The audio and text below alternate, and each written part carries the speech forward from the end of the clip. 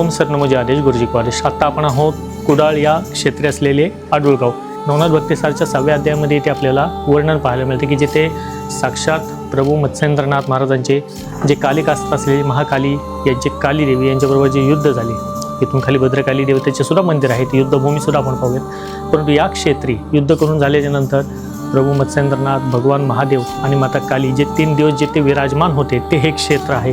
6व्या अध्यायामध्ये आपल्याला खूप सुंदर उल्लेख या क्षेत्रासंबंधी मिळतो की 12 मल्हार करुणी तीर्थ कुमारी दैवत करुणी कोकणस्थ कुडाळ प्रांत आडुळ गावात येऊन या पोचला, असं सुंदर वर्णन मत्स्येंद्रनाथ महाराजांचे आपल्याला 6व्या अध्यायामध्ये पाहायला मिळते. तर हे जे दर्शन तुम्ही करत आहात हे मत्स्येंद्रनाथ महाराज या ठिकाणी थांबलेले आहेत, तेथील दर्शन आपण करत आहात.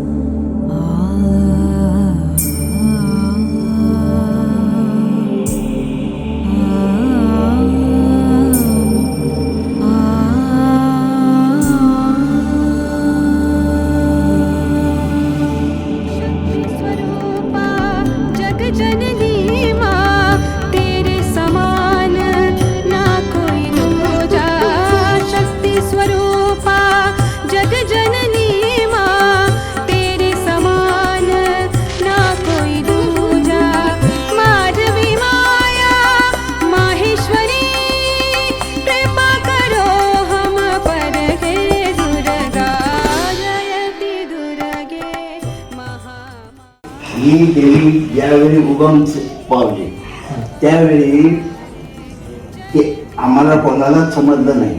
ते एक गाय येऊन इथे पाना सोडायची.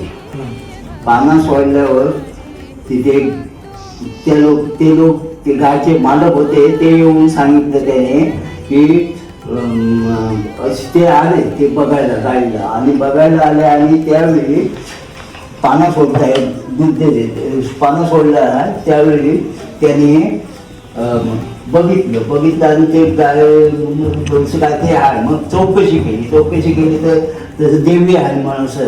आणि मग ते खोदून नेत होते ते पिकाव असं जंगल होतं तिथे, तर ते पिकाव लागलं तिथे कडेला आणि ते रक्त व्हायला लागलं. रक्त गेल्यामुळे ते पळाले आणि मग त्यांनी ती सगळ्यांकडे बातमी समजली आणि तिथे उगमतान झाली. ही देवी लढाई करून आली होती. दैत्यांचे मारून विश्रांतीसाठी इथे आली. आणि ती विश्रांती घेत असताना तिने मत्स्येंद्रनाथ आले आणि ते तिच्याकडे वस्त्र मागितलं. त्या वस्त्र ती द्यायला तयार नाही. ते बोलण्यापासून त्यांचा विषय वाढला आणि लढाई झाली. आणि मग ही शाबरी विद्या केली आणि त्यावेळी मग ही मृत्यूत पडल्यावर त्यांनी हिने शंकराचं धाव केलं.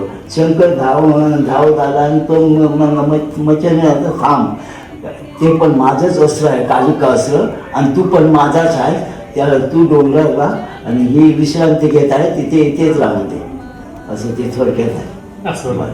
जय माता.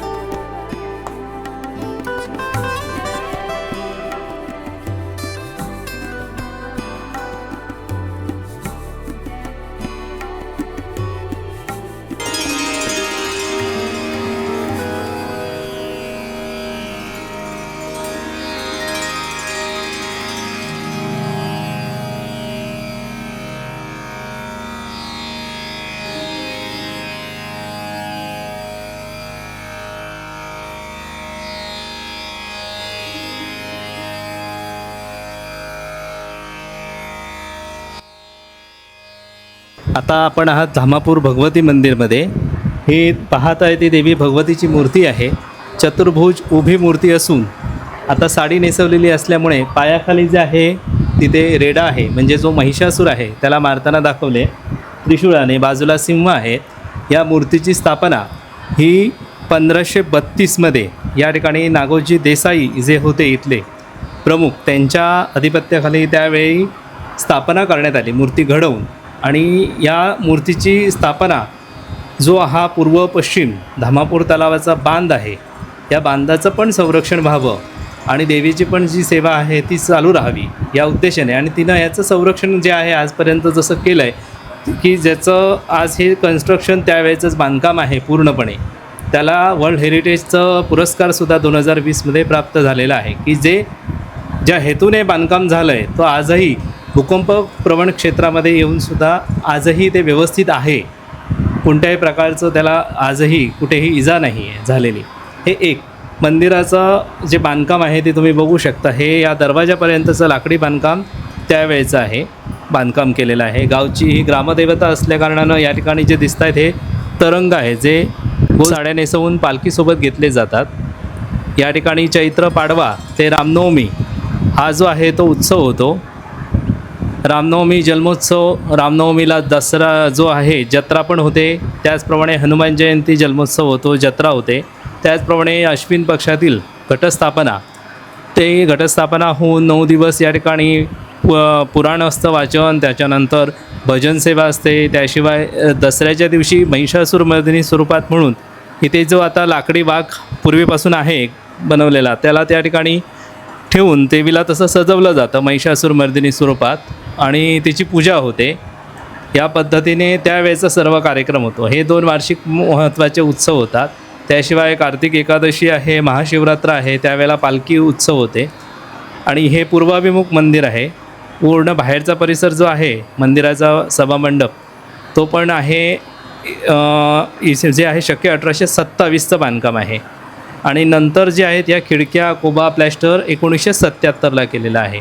अशा पद्धतीने आहे. मूळ जे आहे ते पाण्यात आहे असं सांगितलं जातं. म्हणजे 1532ची जी स्थापना आहे त्याच्या अगोदरचा कालखंड.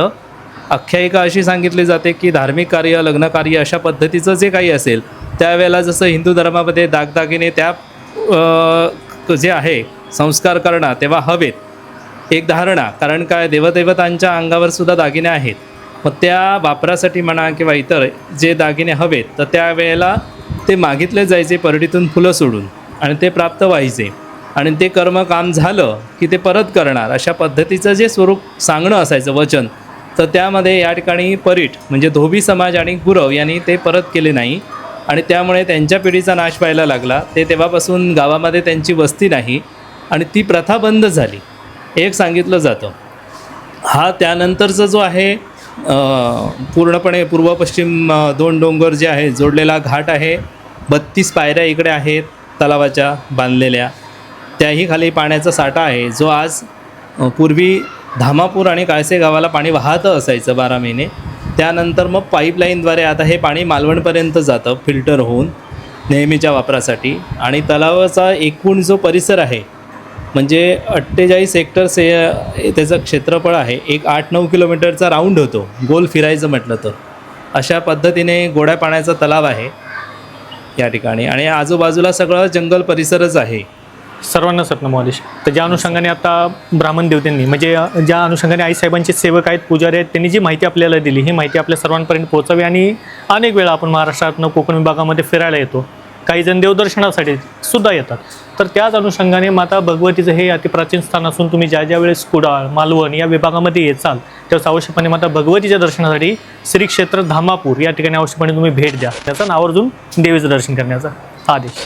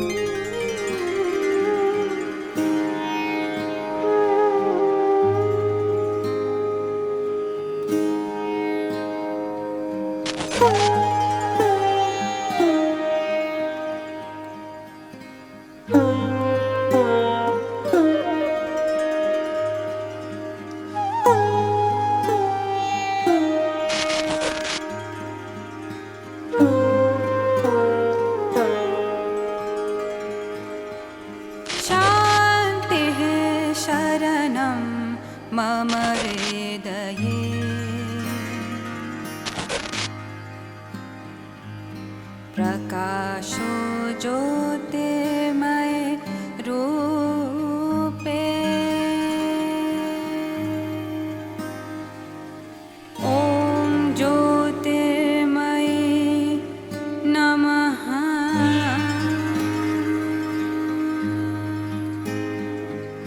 शा